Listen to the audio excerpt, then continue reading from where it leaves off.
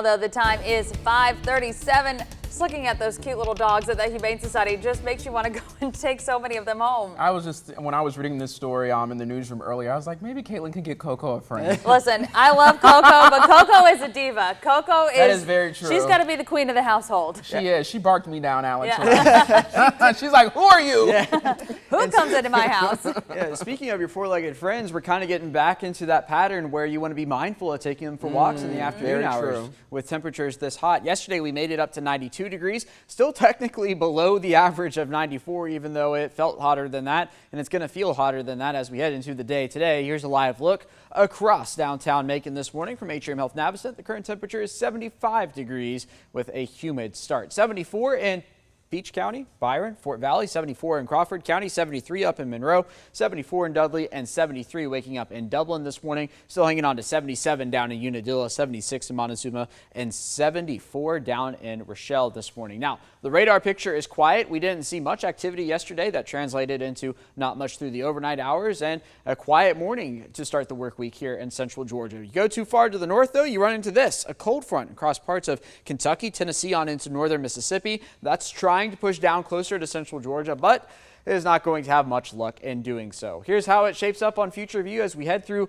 the day today. This is right now on into the afternoon hours, beginning to develop a little bit of activity, probably right around the noon hour. But once we get into the afternoon hours, we begin to watch these showers and storms approach the Interstate 85 corridor. A few of those will try to work into central Georgia by the time we get to the evening hours tonight. Maybe some locally heavy downpours at times, but that is out ahead of the front. That is not going to end up making it through the area. This is tomorrow morning. The actual front you can still see draped up there across portions of Alabama and northern Georgia.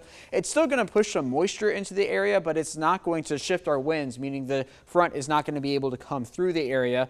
Also meaning our winds are still going to be coming from the Gulf of Mexico and the Atlantic Ocean. So we're going to be looking at a humid stretch of days here as we get into the middle part of the week. And then again, more rain chances on into Wednesday. So the best chance of rain is going to be tomorrow, about a 70% chance of rain, then riding at 40% through the end of the work week here in central Georgia. The humidity, though, it's going to be high today and be relentless through the week. We're talking about dew points in the 70s today all the way through Sunday. And in fact, we might see even a little uptick there by the time we get to the end of the week. Dew points in the low 70s today, might be in the mid 70s by the time we get to Thursday and Friday. But still going to be humid nonetheless. It's just a few degrees of difference. 91 going to be the high temperature today, but again, the feels like temperature is going to be a bit warmer. We're talking about mid to upper 90s across the area, and we're going to waste no time getting there. 92 is what it's going to feel like right around 11 a.m. and then into the mid to upper 90s into the afternoon, feeling like 98 degrees by about 4 p.m.